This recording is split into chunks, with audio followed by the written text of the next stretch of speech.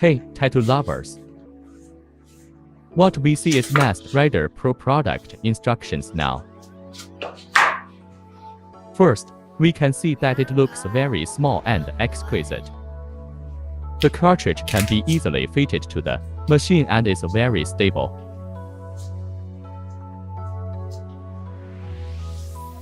Besides, we can easily adjust the needle length by rotating the grip. Long press the power button to start the machine, then short press the power button again to start working.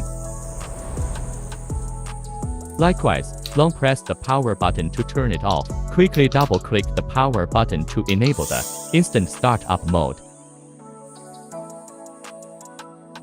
The plus and minus button can adjust the voltage level.